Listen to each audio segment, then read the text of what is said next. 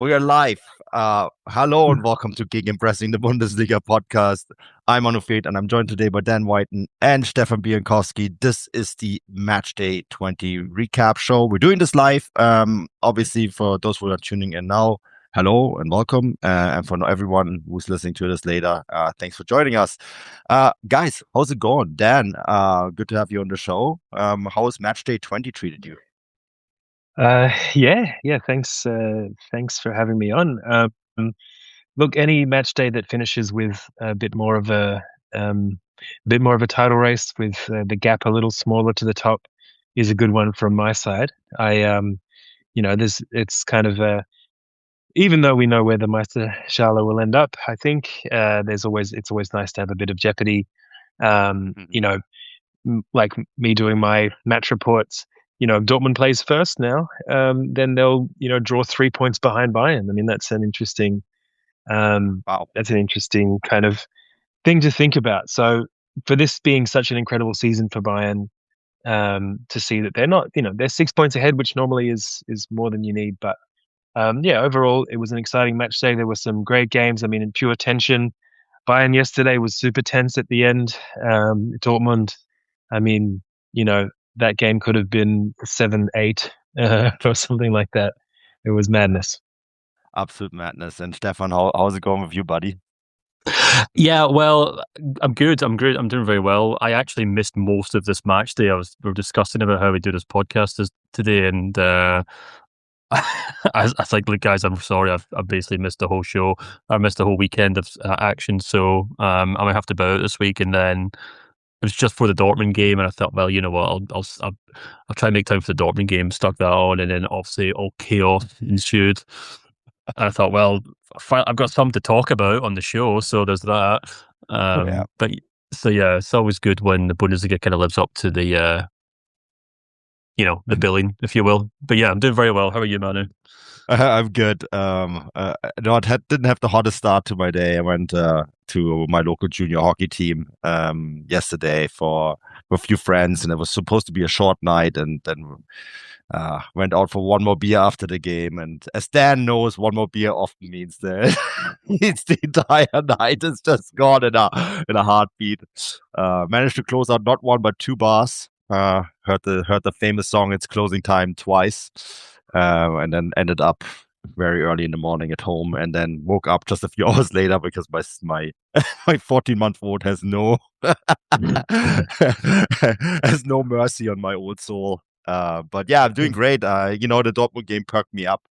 And then hit the gym, and I feel great now. But like, it was such an insane match day, and I was saying, like, we had this discussion, like, oh, well, if you didn't watch many of the games, maybe just a few of us will do this. And then the Dortmund game was such insanity. I said, like, we could probably do an entire podcast just on that game.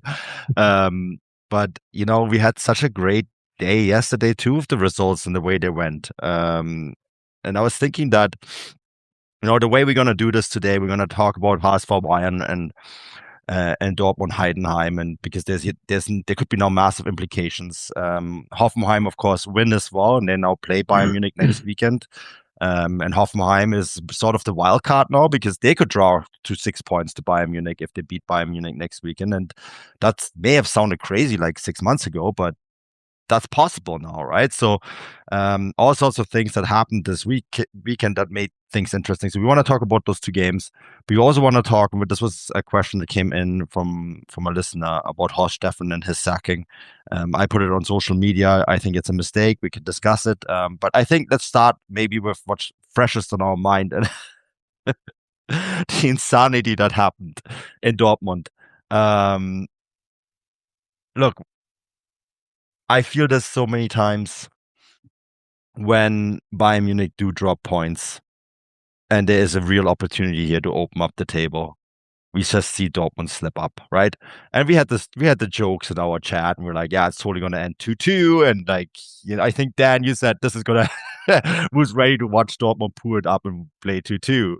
And it looked like that for a while. And then even when they went up 3-2, it looked like they could still throw it away. And I think that they tried everything in their power to do throw it away. I had this real sense watching them today that they for the first time this season, knew that maybe their door was slightly opening to making this a title race. And they looked really nervous then. I don't know how you saw it, but like it really looked like a team that had something to lose all of a sudden, and you could tell. And you know, as it is often the case with this club, this is when they do slip. They didn't, you know, they came back, they won this match, and everything should be fine. But I think we still have so many question marks about this insanity. Yeah, my feeling is that, guys, you're too far away to get nervous. So just, you know, like you've got nothing to lose anyway. You're 11 points behind 2 match days ago. So why are you know, like, yeah, it's a strange one to me. It really reminded me of that 22-23 title race where the last 10 match days, basically every team that was in front got super nervous and ended up losing, and then would win when they're behind. And you know, I wasn't in the Westfalenstadion tonight, but I was there for the game against Mainz at the end of the 22-23 season, and just the level, the sheer tension, and it felt a little bit like that, you know. And so I watched the game. I covered the game from home, but I also had the screen on with the hockey, with the handball. Germany was in the handball tonight, and I had a couple of friends over, and you know, they would look back to the. You truly are acclimatized now if you're watching the handball in Germany. I didn't even watch the handball. Well, I didn't even know handball was a thing until I moved to Germany. It's kind of the closest thing I get to watching rugby, because it's just people nutcases running into each other and apologizing Aussie rules afterwards. It's basically Aussie rules on wood, which is terrifying, because if you watch it, especially lower divisions, your feet shake when they hit the ground. But obviously, I was focused on the Bundesliga game, but my friends would look over and be like, "Oh, come on, Dortmund, what are you doing?" You know, and it felt a little bit like that. It's a weird thing with this Dortmund team that when the scores are level, you know, to start a game, they look incredible. They do really, really well. There's the statistic, I think, at least 2 weeks ago, I haven't looked at it since Bayern started dropping points, but that Dortmund would be 4 points clear atop the table if it was only the score at halftime. And that was before Bayern have dropped 5 points in the last 2 games. So when they score first, they're really good at that. But when they're up, it's just like, I don't know what it is, if it's a mentality, like a complacency thing, or if it's nerves or something like that. But it really seemed like they thought this was their final chance to get themselves in the title race, and they played like they were afraid of it. So, you know, in the end, they got through, and the history will say that it was a 3-2 win against the last team on the table. But man, they made hard work of it. Yeah, and I mean, they certainly did. So I'm just going back to that 2022-23 title race. And on match day 16, the gap between Borussia Dortmund and Bayern Munich was 7 points, and there were 4 teams between them, and Dortmund still almost won the title in the end. And you know, they did rein Bayern Munich in eventually. You know, they did manage to close that gap, and Julian Nagelsmann got fired while being on a ski trip. I remember that well because I was in Tofino surfing, and I got a text message from someone like, "Oh, you better get back to your house because Bayern Munich are about to sack their coach." And I remember too, we did an emergency podcast, Stefan, with Sepp, and I was still in my surf clothing. But thankfully, we didn't do video back then.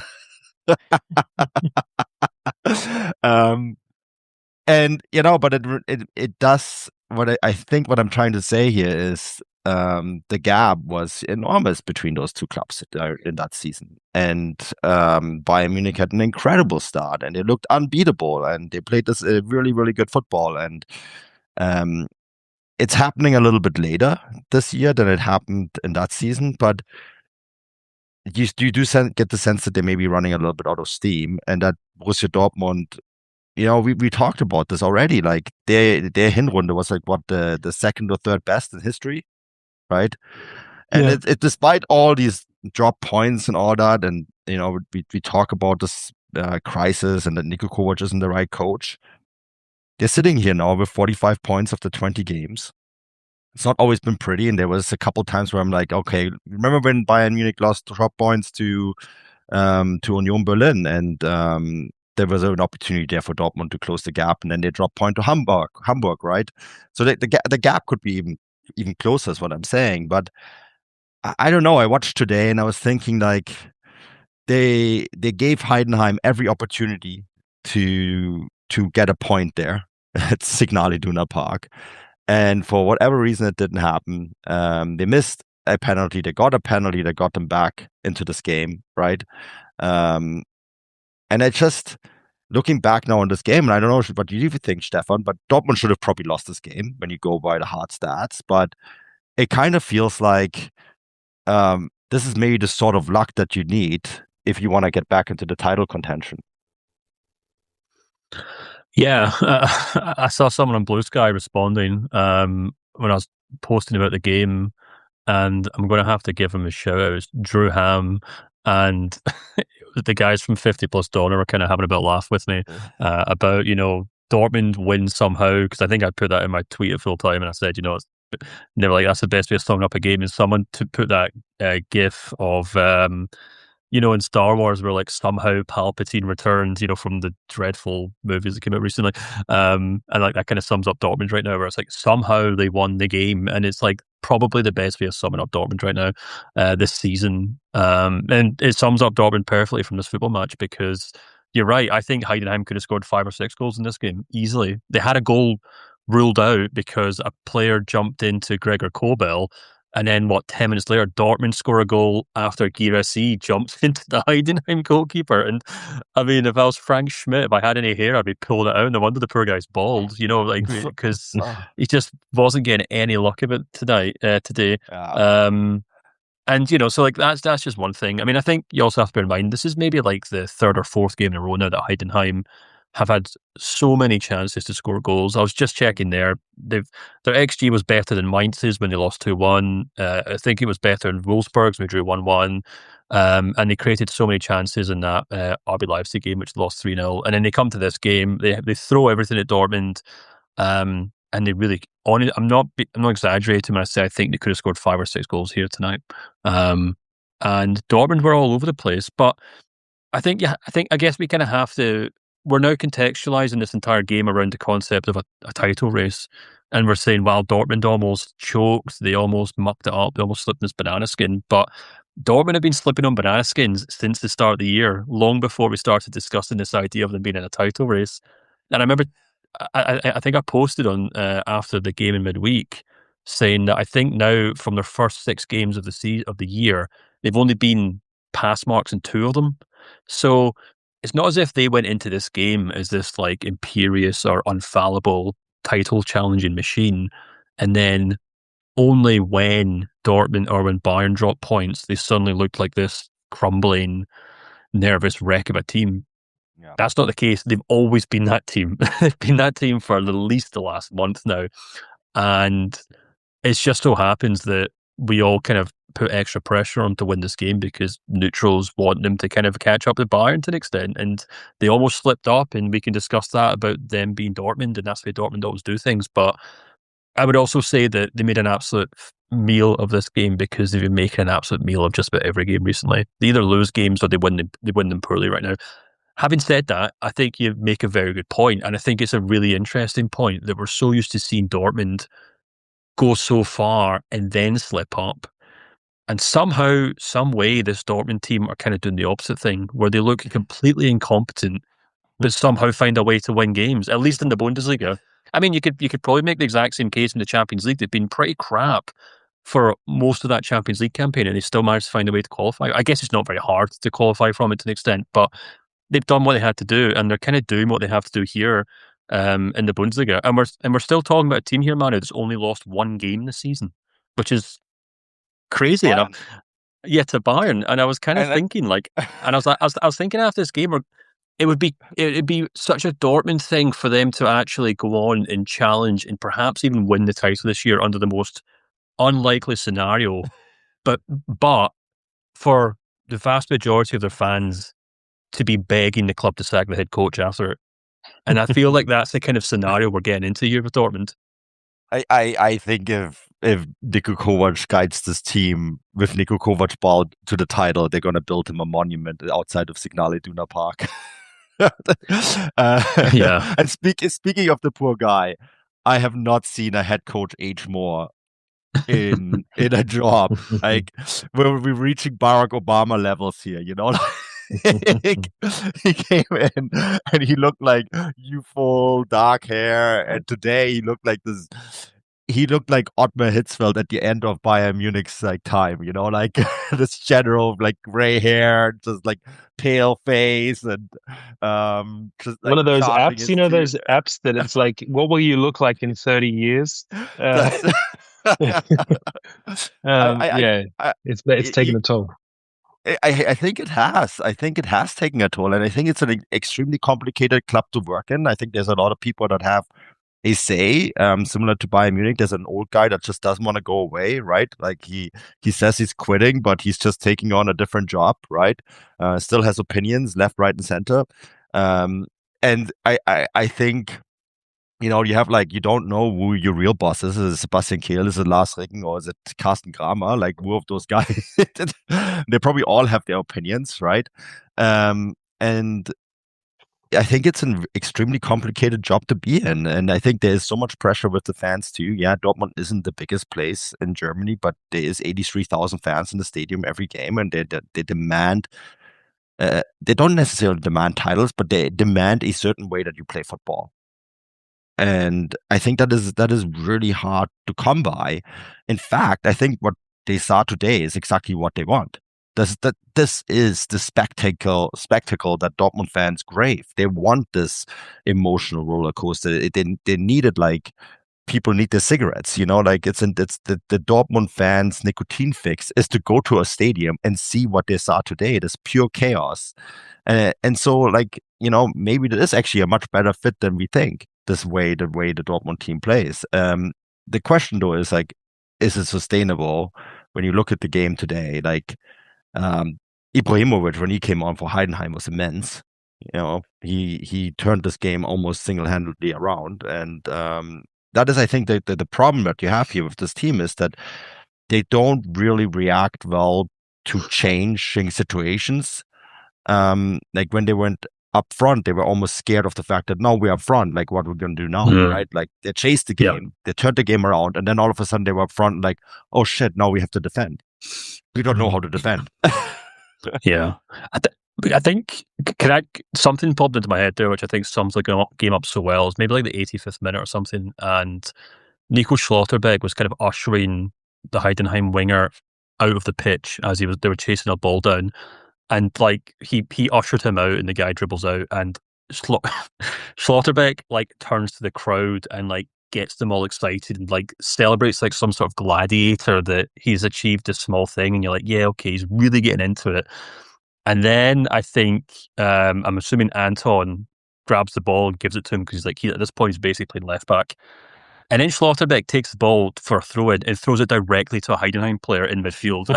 And I thought that perfectly sums up this match, where you've got Dortmund players running through brick walls, thinking they're just doing this incredible feat, but they keep doing stupid things. And it was happening over and over again. And I think you're right. I think the two go hand in hand. I think this kind of, I think it's quite interesting. Niko Kovac said after, my camera's gone, I'm sure it'll pop back in a minute. But he said after the game, when he first came into the club, that he, like, I can't remember the exact wording, but he basically said that he had to do, he said he had to like basically fix the psychology of the squad, and there was almost like this fear that could have taken over the team, and he's had to work on that. And I think he probably has worked on that to an extent. Dortmund do come across as very physical, very intimidating team. You can see they're all like fist bumping and stuff each other all the time. And fair enough, they're sportsmen. That's what sportsmen do. But I think the tactics and the way they play, Manu, you're right. It's a very Dortmund way of playing, but it's also the worst way you'd want to play if you want to actually control a football match. Like Pep Guardiola would be having an aneurysm if his team, well, yeah. I guess you could argue Man City do play like this, and he probably is having aneurysms every week because of it. But his peak, Bayern, Barca, Man City teams, whatever you want to call them, would never play this way because they would say we're just completely losing control of this match over and over again. And it's why they keep letting Heidenheim back in, etc., etc. And I think you could have a serious conversation about the tactics and the manner in which Dortmund play with basically two men in midfield. And I think more often than not, that means they basically sacrifice the middle of the pitch because they know they can't control it. So it turns into this kind of long ball counter-attacking style of football. And maybe that's the way it should be. Maybe Kovac sat down with his brother when they inherited that squad and said, hey, look, we've got 3 decent centre-backs, we've got some wing-backs, we've got some fast players up front. Let's go direct, let's go counter-attacking, and we'll stick some, water carriers and ball winners in the middle of the pitch. And, it seems to be working right now, but it's not the most appealing style of football. And maybe not the most convincing style of football either. Maybe that's the word we're looking for. It doesn't really convince many fans that they're in control of games, and I think this game was a perfect example of it. Yeah, I mean, and there was also some unfortunate moments right then, like Filippo Mane pulling his hamstring just as he was supposed to defend, after he was like just moments earlier he was hit in the face as well with a boot, right? So, and he's an incredible talent, young player, who's now playing because Anselmino has been delegated back to Chelsea. So like, we have to acknowledge that too. Like, that goal was probably like the most unfortunate one they could concede, but like, it also kind of fits into these scenes of absolute madness that we always see with this football club. Yeah, and that he had a really, against Inter Milan was really, really good. He was really strong at the back there. I think that if Dortmund had have known that Chelsea was going to call back Anselmino in winter, they would have played Mane a bit more because they were playing Anselmino quite a bit. He was really coming along. The video of him saying goodbye to Dortmund is really quite moving, and I think it shows the kind of team spirit the club have at the moment, which is really important. And you've got to credit Kovac for that. But yeah, he once again seemed to be a guy who is coming into, this is now his time to impress. I don't think Emre Can is a great centre back. There's one moment in every game where he'll was he wearing roller skates? Like he just kind of have those moments.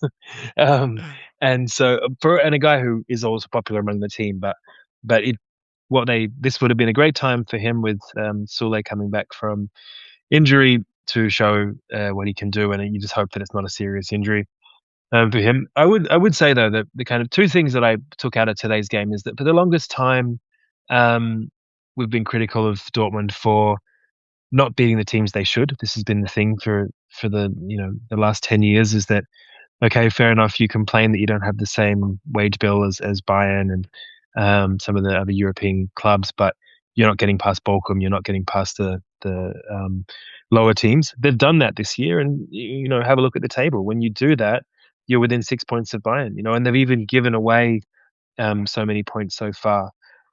So like, that's at least on a results basis, that's something, even if it isn't the swashbuckling football of the past. The other thing, I guess, is that what Schlotterbeck said afterwards. He said we want to be champions. We want to attack. He said, me and the lads, we want to attack. We want to be champions. Which, and I don't know, this is a cultural thing that you'd be better off explaining than me, Manu. I mean, I've lived here for 11 years or so now, but one thing that always surprised me is how reluctant clubs are to say we want to be champion, and I know that it seems a bit silly if you're Augsburg and you say we want to be champion, but no offense to Augsburgers, but I just, it's one of those things where, like, I think we'll get to Bayern later, but you saw the nerves in Bayern last night. Company had a meltdown on the side of the pitch. Harry Kane confronted the referee afterwards. Like, these things, this whole thing about Bayern being so mentally strong, you see when they're challenged, as what happened with Leverkusen a couple of seasons ago, they do crumble because of the pressure at that club. So if you can say, look, yeah, we want to be champions, we want to win. We're not just this kind of thing that clubs will do sometimes, where they're kind of like hanging around. They're like, champions us? No, I don't know. Maybe if it happens. Like, you've got to be bullish. You got to bring that attitude, and I really like that. And also, if something comes of this season, and I think we're probably wishful thinking more than anything, the moment where Schlotterbeck comes and grabs the ball, gives it to Guirassy and says, "You take it." And then Guirassy gets a bolt of confidence. I was trying to translate the word Befreiungsschlag into English to put in my report, and then I just gave up on it. But it's this feeling of like freedom, of liberation from scoring that penalty. Then he scores a really classic Guirassy goal 60 seconds later. And if he hadn't have missed that second penalty, we would have been saying, "All right, Guirassy's back." But then he converted the penalty like he was, playing rugby. But yeah, I mean, that's another great moment of leadership from a guy who is kind of really emerging as the true leader of the club, even if Emre Can is the main captain. So that's kind of what stood out to me from the night as a whole. I think that there is and I don't know when this started. To answer your question, why are clubs not more ambitious? I recently saw Fabian Wohlgemuth, the sporting director of VfB Stuttgart, say that it is his goal for Stuttgart to win a title again, Bundesliga title. And obviously also saying like this is a project that will take time, but like when Bayern Munich slip up again, we want to be the club that's there. And they have a recent track record where they were there. Unfortunately, there was also another team that was even better, but they did beat Bayern Munich to that second place, at least. But you're right. Not enough people say it. Now the phrase is we want to be there when Bayern Munich have a moment of weakness. And there's an argument to be made in that 10-year run that Bayern Munich had their moments of weaknesses and Dortmund, for example, didn't capitalize. Like there's 2 title runs. There should probably be 3 Bundesliga titles in that 10-year span that should have gone to Dortmund rather than Bayern Munich. And the reason they didn't is because Dortmund didn't capitalize, right? And maybe they don't have the mentality of saying it. 1860 had a head coach in the 1990s and early 2000s, Werner Lorand, and they would ask him about his goals ahead of the season. And he would say, my goal is to become German champion. And people would be like, that's crazy, absolute crazy. Truth of the fact is, though, that under his period, 1860 had their best, it was the best part of their history since like going back to the 60s and 70s, right? Because even though he didn't win the title, they did finish 4th. They did finish 5th. They finished 6th. They punched way above their weight because his ambition was to get more out of the squad than there was possible. And, because he had this ambition to say, like, our goal is to win the title. And there was one season where they were in that mix. And I think there is something to be said about making that ambitious of a statement and say, hey, my goal is to reach the maximum possible in this league, and that is to finish first. Right? I think that when you're an athlete, should be your ambition. You're not starting a race to lose. I mean, no one does. And the fans, the songs of the fans at each club. I mean, I live 30 minutes cycle away from Union. Union sing about wanting to be Deutscher Meister, German champion.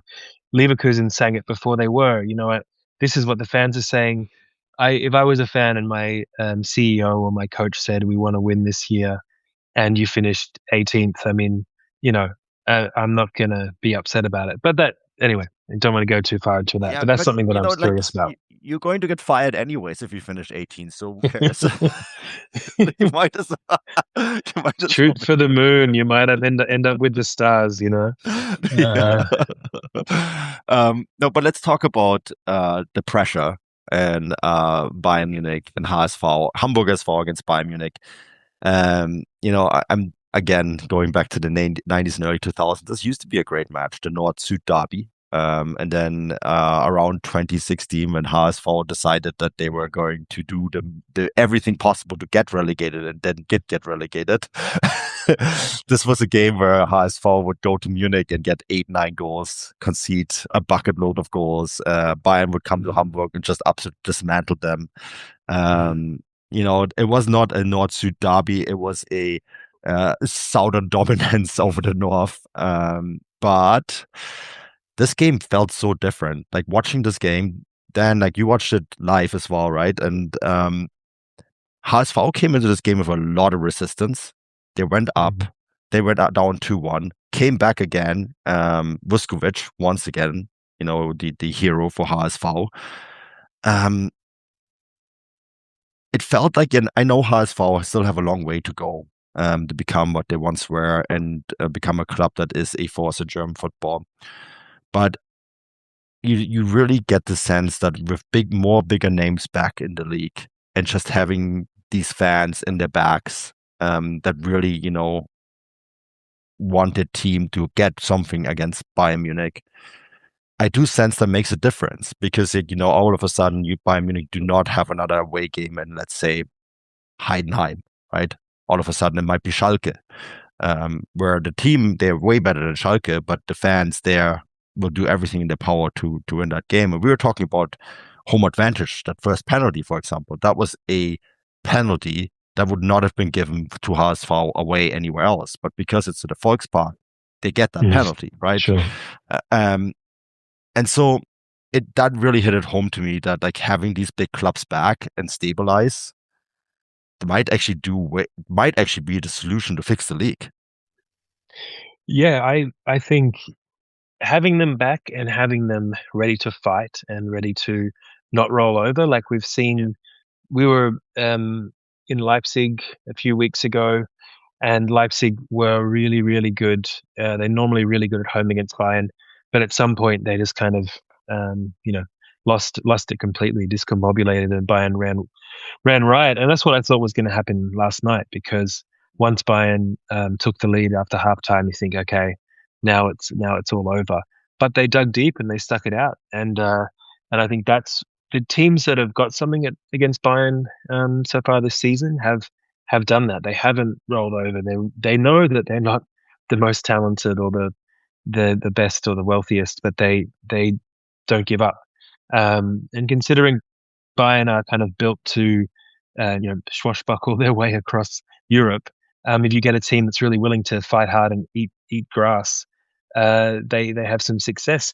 Also, you mentioned the big city element. Like, I'd say so far this year, being at it would have been perhaps last season, but at Wolfsburg Bayern and Leipzig Bayern, on both occasions there was such a massive traveling support for Bayern that when Bayern score, I'm not going to say it was necessarily a bigger cheer. Maybe in Wolfsburg, I think it might be a bigger cheer than for the home fans, but it's the same at Hertha. Like at Hertha Berlin, there's a lot of Hertha fans, but there's also a lot of Bayern fans. It's a 70,000 seat stadium.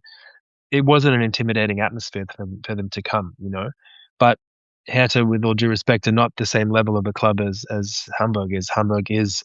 It's really hard to accurately describe how big they are in the kind of northern half of Germany, and so that is like that intimidating environment that makes an impact on every team, and particularly Bayern if they're not facing that very often. So I think that's that combination of. I think it was the Werder Bremen sporting director said a good 10, 15 years ago, and I don't know exactly, I'm paraphrasing, but basically, going to Bayern Munich is like visiting the dentist. You know it's going to be painful, but you only have to do it once a year, and like, it's a great quote, but it gives you an indication of if your higher ups are telling you that, then you're basically saying, well, they've got nothing to lose here. If you lose 3-0, whatever, don't, and that's not something that you want to hear. You want someone who's going to fire you up and march you through. So, and this is, saying it from the point of view of wanting to have more competition in the Bundesliga, knowing that Bayern are far and away the strongest team, the wealthiest team. But there are times when, this year, for example, when they lost, when Leverkusen lost 3-0 to Bayern, or when Stuttgart lost 5-0 to Bayern, you know that the gap between the teams isn't as big. But at some point, they just, give it up, the same as against Leipzig, So I think Hamburg showed what's possible. And I think this is now, they've got 19 points, 16 of them have come at home. So that shows you the kind of the value of that stadium, of having that rabid fan base. And if they can continue to put in performances like that, they could stay up purely on the basis of being at home. Which, that's the goal for Hausfeld this year. In the past, even when they were finishing 15th, they kept thinking, yes, but if we buy more expensive wingers, maybe we'll be Barcelona. And you're like, guys, hold your horses, not right now. But they seem to, Poulsen seems to know what he's doing. The goal is to stay in the league. That's all you can hope for this season, and gradually build. I think also mentioning Vuskovic, you talked about him. I think Hamburg could, in their current makeup, they could really turn themselves into like a great destination for loan players from wealthier clubs. Like you think about the two stars yesterday were an Arsenal loanee and a Tottenham loanee playing side by side. And if you're Chelsea, if you're Arsenal, if you're maybe Real or Juve, I don't know, or maybe even if you're Bayern, you think I've got a really promising young guy, or I've got a guy who's lost form, but we know he's got quality. Send him to Hamburg for a year. He's going to play in front of 55,000 people, a rabid fan base. This is a great place to, especially if you convince that it's well run and that he'll get minutes and the club is in a basket case as it has been in the past. That could be a way for them to really that's something they have to offer that other clubs don't have until they build up to a certain point where they're stable mid-table, they're not really in danger of relegation, and then there's the next step. That's something that really stood out to me yesterday, is that could be something that, we're always looking for a comparative advantage. That could be their advantage. I mean, I think they hit a home run with Vuskovic. The fact that his brother and the history of his brother that's so well documented, right? The doping case and the perceived or maybe even real injustice that took place there. And then his brother coming in and being such an incredible player now for HSV. And, he said, like, my dream is to play together with my brother a game, which would mean, like, maybe he stays another year, which might not be the worst idea anyways for his development. So, but, just the fact that they got him and that he identifies as a loanee so strongly with the club and with the fans, like the scenes, like the goals that he scored, like this is not even his defensive work, but like the stuff that he does on the other end as well is incredible. And then the way he celebrates, there's a great picture of him celebrating in front of the fans after this game. It's really hard to find players that identify with a club to begin with, and to have it from a loanee is nothing short of remarkable. You mentioned the fact that HSV were eating grass. They did. And Stefan, this is a theme that I've been kind of keeping track of. The teams that have gotten something from Bayern Munich always outran them. And this was the case again. Right. in this match, You love this stat. You're bringing it up every week. Yeah, but it's accurate. If you want to beat Bayern Munich, and it was only by 0.33 kilometers this time around, but HSV did put in more meters than Bayern Munich.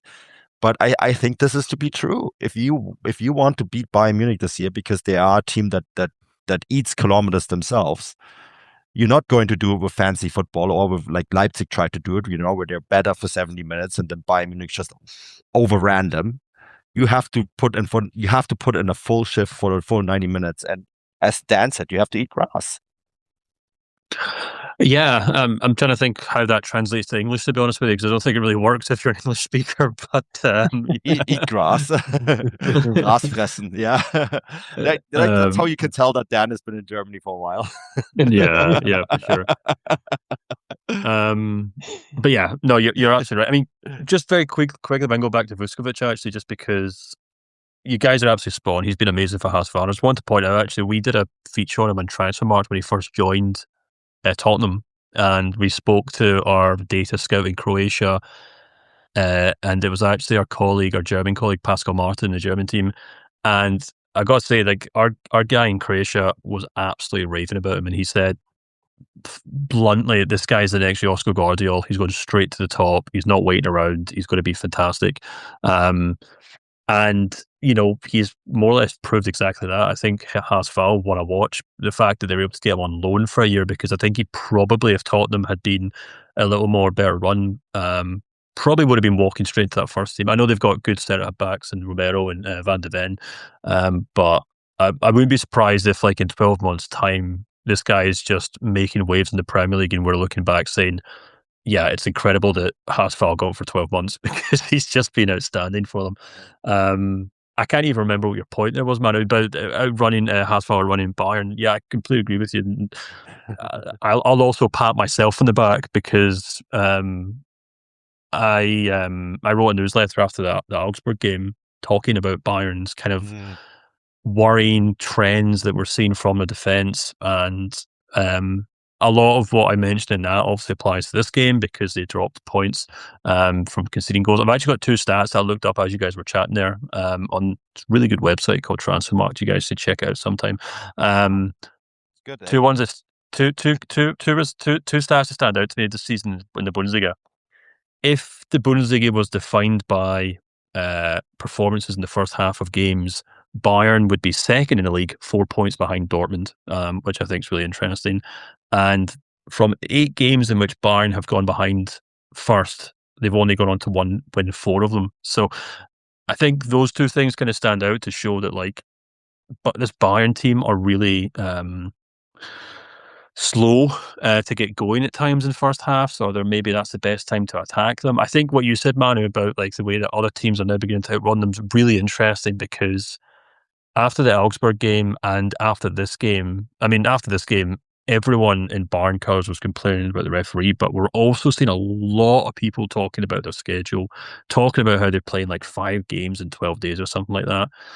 And, Kompany was complaining about the amount of injury time after every game in the Bundesliga this season. And I can understand why, because he's got a tiny squad. But, obviously, get your tiny violins out to, sympathise for Bayern Munich not having enough players. But this is entirely their own making. We've talked about this before in the show that Harry Kane said before the season, this is the smallest squad I've ever played in. They chose to have a small squad. And I do kind of wonder if we're now kind of seeing the consequences of that. Not so much from, not to say that Augsburg outplayed Bayern or that Haas-Fall outplayed Bayern, or, we can even go back to the Union Saint-Gilloise game that we covered, Manu, and talked about how they were pretty crap in that game too. There's definitely some heavy legs in that team now, and heavy legs lead to stupid decisions, which we saw with Kimmich with that penalty. And I think also maybe not more worryingly, but something that's just definitely worth keeping an eye on. This is kind of the point I was making in my newsletter, that if you look at the difference in XG between Bayern and their opponents in each game, so the gap between how much XG Bayern rack up and their opponents rack up. After the Augsburg game, I was pointing out that the rolling average for that in matchday 13 was 3.5. So what I mean by that is, on average, Bayern's XG was 3.5 higher than their opponents, which, means they're winning games at a canter, which we all saw, and, we've been talking about how they're the Harlem Globetrotters and stuff like that because they're just scoring goals for fun.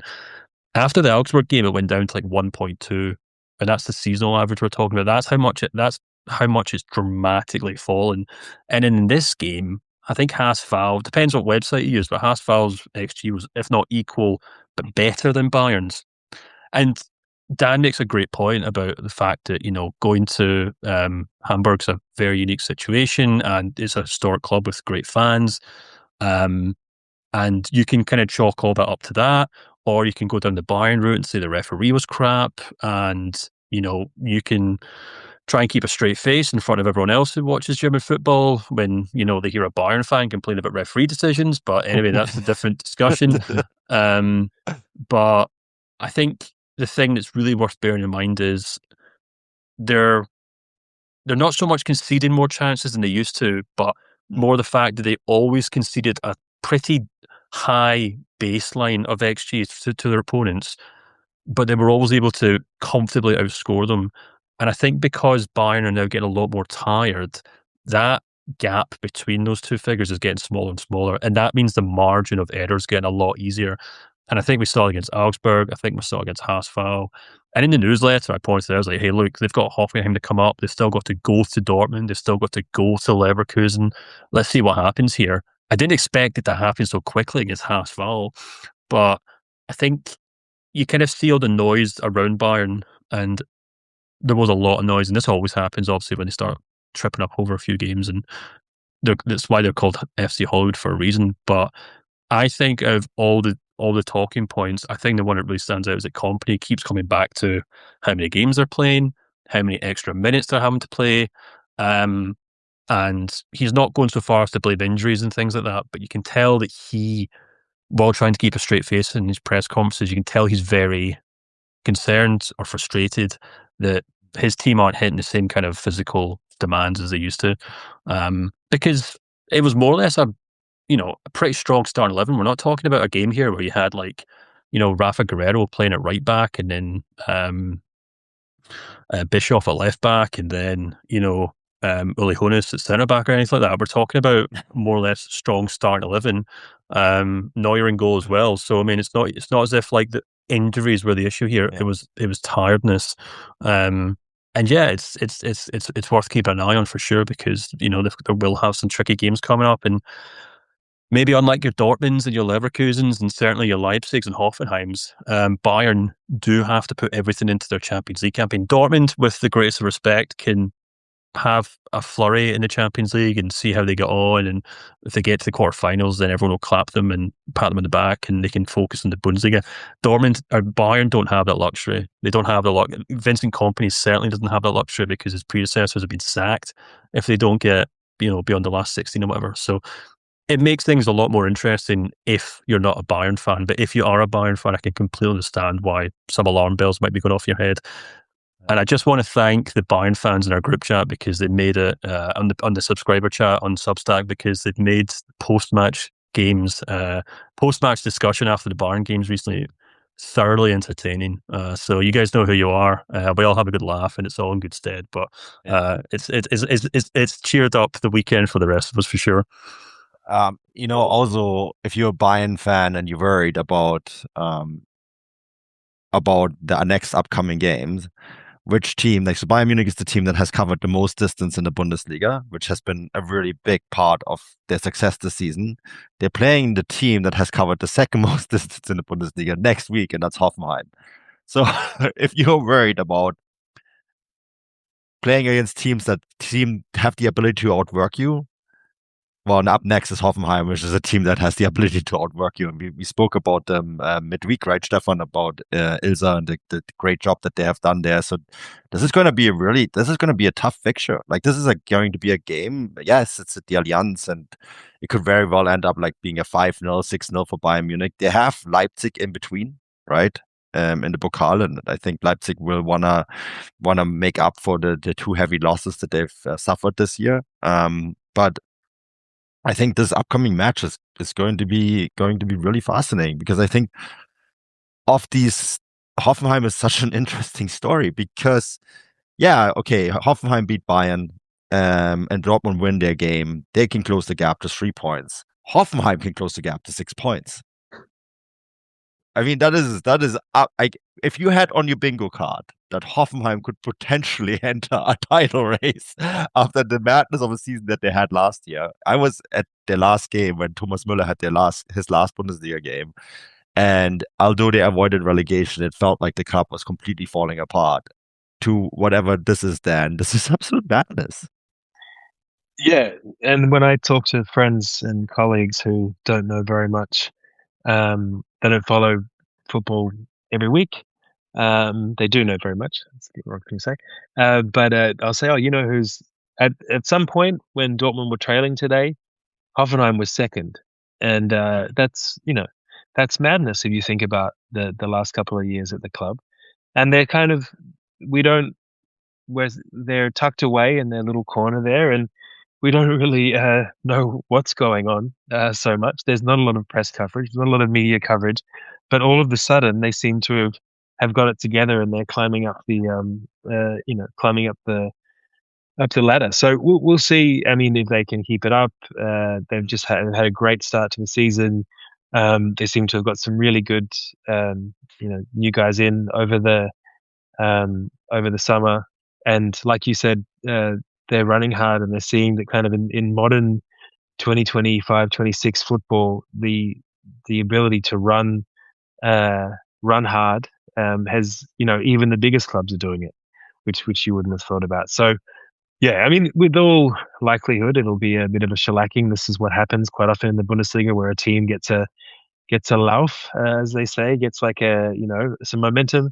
They're on a roll, and then they go to Bayern, or Bayern comes to town, and all of a sudden their confidence disappears. But we'll see. They've been really, really strong in a variety of different environments. So I mean, like you said, this could be a situation even with a draw, and Dortmund win. They're 4 points behind, and then in 2 weeks, Dortmund host Bayern. So it's a pretty exciting time in the season.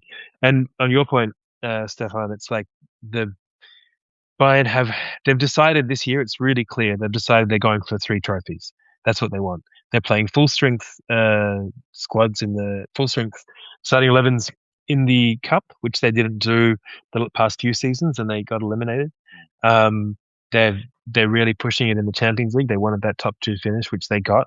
They look really, really strong in the Champions League, and they want the Bundesliga as well. I think one thing just to mention, I was thinking last night, like if you took some duct tape and taped over the score of the game, and you asked someone to watch it, and you were like, look at the body language of these 2 teams, and which one is in relegation danger, and which one is cruising atop the, Vincent Kompany was, for a guy who's really cool and calm and relaxed, and in press conferences he's totally in control.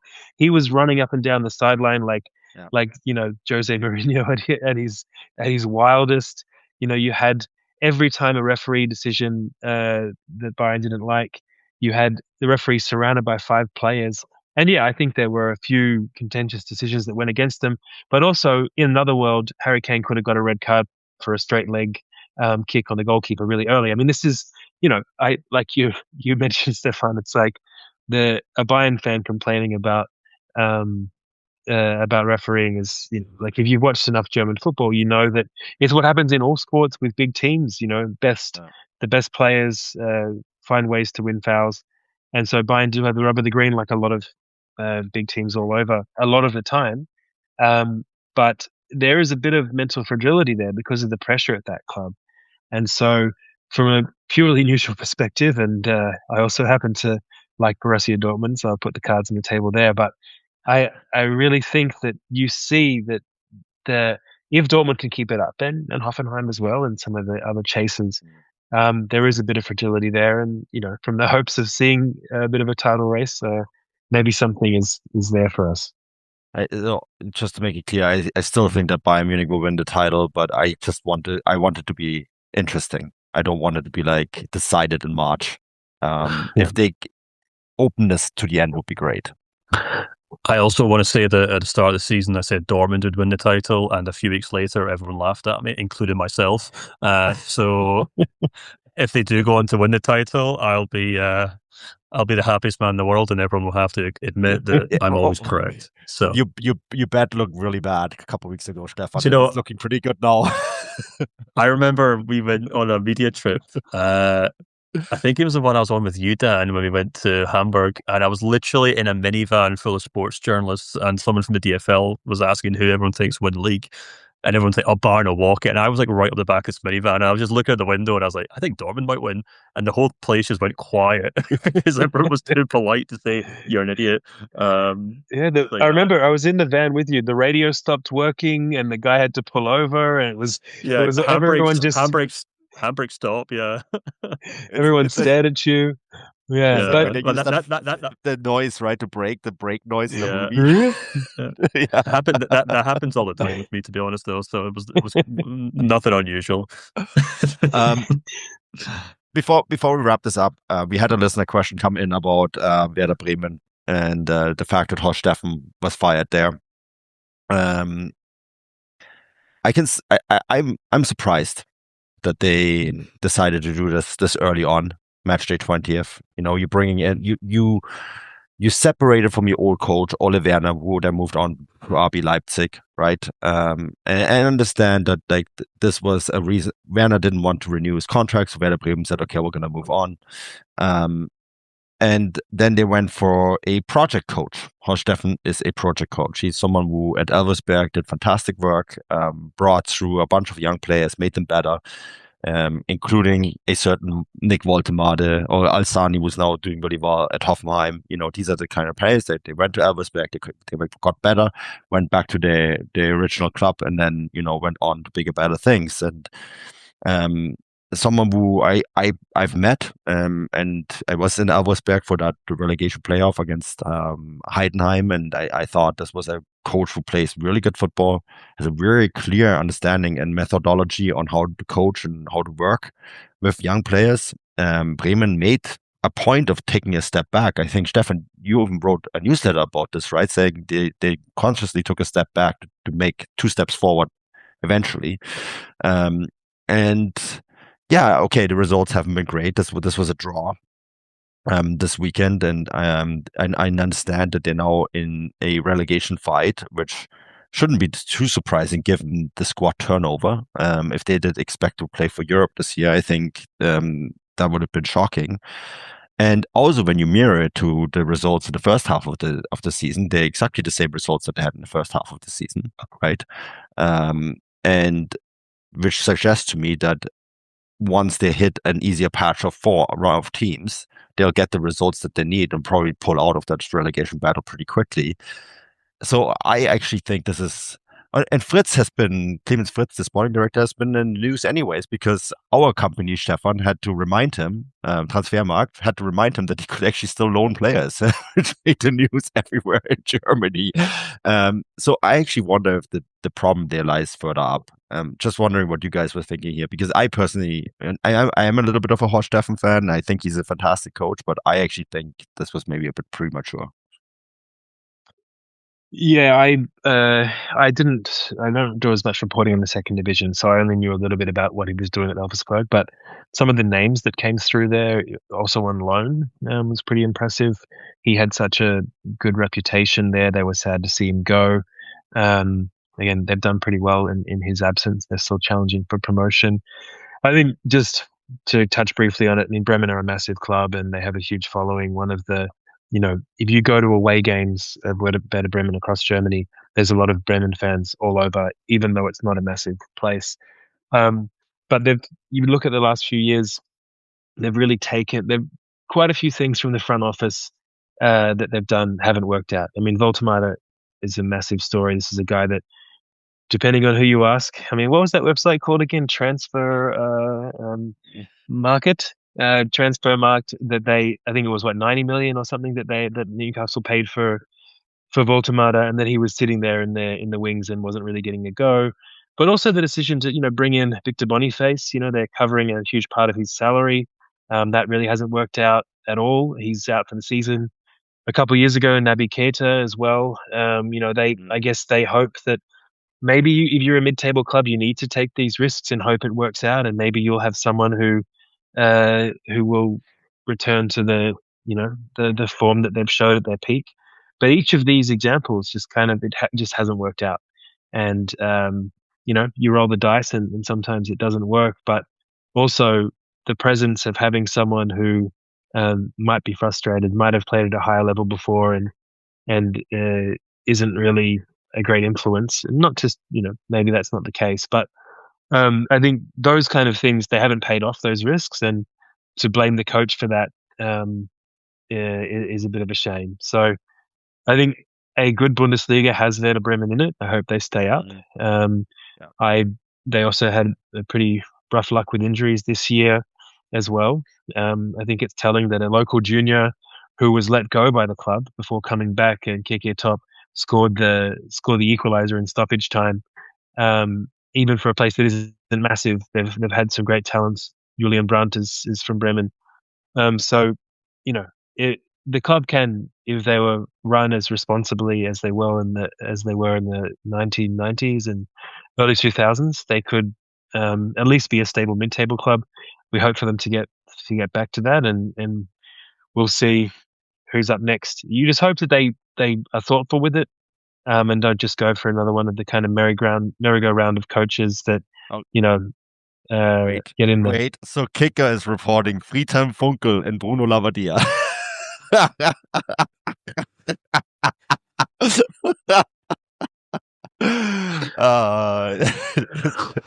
You can't make that stuff up. Do you think Bruno Labbadia still has an agent, or do you think he just personally calls up every football club after they start their head coach? Hey guys, I'm available. I also think not only does he call up every football club, he probably calls and rings Kicker right away. It's like, hey, by the way, I'm interested in this. And then when Werder Bremen go to another coach, they would call up Kicker again. It's like, I never wanted it anyways. Yeah, I think Exactly. they'll call security at the Weser Stadion because there's a guy out front handing out resumes. And you're like, is that Bruno? Yeah, I think.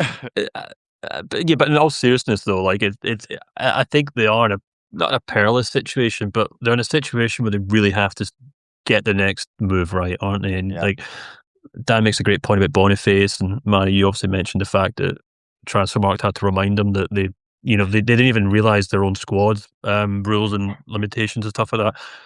And you can and going back to that kind of press event that I was talking about earlier, where Dan and I actually were at Werder Bremen. We spoke to the CEO of the club, and I really got an impression that day that the club are still living under this huge shadow of Nick Voltemade.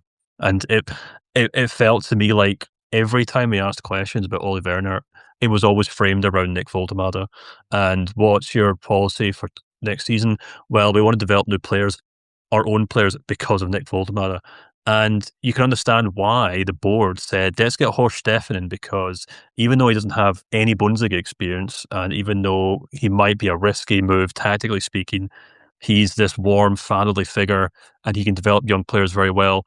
And that means we won't make a mistake with the next Nick Voltemade, And it's as if like the entire club had been realigned to try and avoid making the mistake they already made, but it's meant they've kind of sleptwalked into this new mistake altogether. And I mean, you can definitely kind of look at all the issues that Stefan's had to deal with this season, and they've had injuries, they've had a lot of injuries actually. Bittencourt, Weiser, Stark, all these guys, and then obviously Dukes left as well to go to the Championship.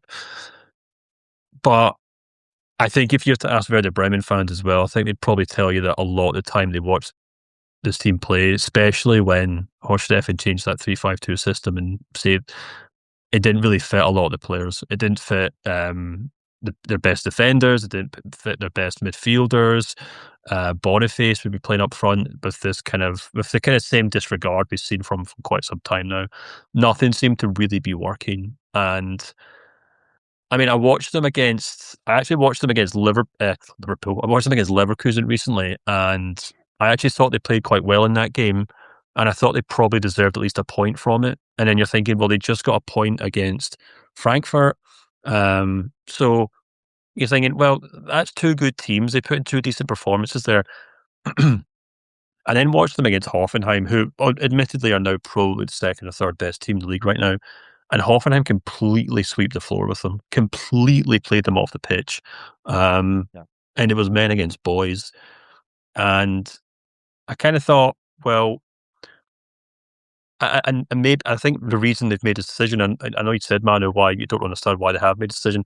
I think they're waiting to see how Stefan and the squad responded to what happened in Hoffenheim and maybe what happened in Leverkusen, and see if they would take the game to Gladbach. And even though I didn't watch that game, everything I've read and seen reported about it is that there just wasn't a huge amount of fight there. There wasn't a huge drive to try and win that football game. And as I think Dan mentioned, and actually I touched on this actually after the Hoffenheim game, if you do look at their form at the start of the season, it was quite good at home. They picked up a win against St. Pauli, win against Union Berlin, win against Wolfsburg. All these were at home. They got that 3-3 draw against Leverkusen, of course, which was one that led to Ten Hag getting sacked. They got a draw against Cologne. Maybe could have won that one. And then the 3-3 draw against Frankfurt was recent as well. So everything that they've been building this season, or anything that Horst Steffen could hang his hat on, was that home form. So going into that Gladbach game, I think they probably thought, we're playing at home. It's not a great Gladbach team. They've kind of had their new manager bounce, and now they're kind of reverting back to the mean a little bit. We have to win this game. And they just didn't really show that. And I think they're probably the alarm bells were going off. Now, I don't know what they expect the next guy to come in and do, because they've got Freiburg and then they've got Bayern Munich. But I suppose after that, it's St. Pauli, it's Heidenheim, Union Berlin, Mainz, Wolfsburg. That's 5 or 6 games that they really should be trying to win or take major points from. And I guess they just maybe thought, after everything they've seen in the last 10 or 12 games, that Horst Steffen just wasn't the guy to do that. But at the same time, I completely agree with you, Manu. I sympathise with him because he was brought in on the fact that he's good at developing young players, what he'd obviously done in the Zweite Bundesliga. He was brought in to be this kind of custodian or fatherly figure to this young squad that the club were trying to cultivate. And yeah, he wasn't able to do that tactically, I suppose, or maybe he had some issues with injuries and players leaving and stuff like that. But it feels to me like a far bigger issue than just the wrong guy, or maybe a guy who didn't have enough Bundesliga experience. I saw a report in Kicker, like an opinion piece saying, right, they need to now get proper Bundesliga head coaching, get someone with experience. And that's when you start talking about the Bruno Labbaδιas of this world. And maybe that will work. But mistake. Be a big mistake. Yeah, well, I think so too, and I think it's a bigger issue than just a new head coach, because as I said, it feels to me like the whole club is still kind of trying to, still trying to define itself after the Voltemade thing, also still trying to define itself after Ole Werner left, because we think about it, like that was such a public spat in the way that it was basically the club and the head coach went separate ways. And they both said, well, we'll see who's right. We'll see who was right all along. Because Ole Werner said the whole way through last season, he knew the club didn't like what he was doing. He knew the fans were getting on his back the way he played his football. He knew that everyone was moaning that he wasn't playing young players, that he would always go into press conferences and say, hey, look, my job's to win football games and get this club as far away from relegation as possible. And that's what he did. And he did it really well. And we're now 12 months down the line. And I think even most ardent Werder Bremen fan would have to say, well, he was right.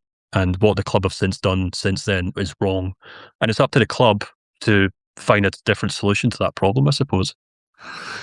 Yeah, and I mean, like, maybe the final point before we have to wrap this up, because we're longer already than we usually are. But you make this point about Ilse, man against boys, in this game against Hoffenheim. It took Christian Ilse a year to implement the system that he's now playing and makes the club successful.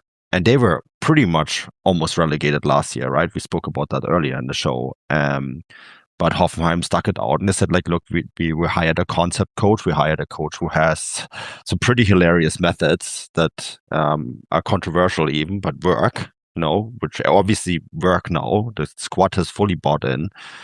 And now they're on Champions League course. My point is that if you bring in a concept coach, you can't expect the concept to work after half a season. It's just not possible. Yeah, I mean, I think I'd also say, though, that Ilse has benefited, as we talked about in that previous episode, from Hoffenheim signing like 3 or 4 wonder kids in the summer. So, like, well, yeah, Bremen Bremen's transfer policy has also been a problem alongside everything else, and that's a big issue as well, I think. Well, and also, with all due respect, the pressure is so much different in Hoffenheim than it is in Bremen. Bremen, there's a few bad results. The fans will tell you in Hoffenheim that just don't show up. It's as simple as that. So it's just a very, very different. Torstian Vikan had the comment in the chat about the magic drink that I always mention in the WhatsApp group, guys. Stefan told me I'm not allowed to say that word on the podcast. I'm sorry, Tor. And on that note, maybe it's time to wrap up. Did you see Tor's comment in the chat there? Yeah, the one with the D word that I'm between. Yeah. Sorry. I'll check. If we were to do a coach ranking from 1 to 18 of coaches least likely to do that trick, I think Horst Steffen would be number 18. So make it that, Richie. He's too wholesome to even know what a dildo is, which is really wow. What a thing to say there.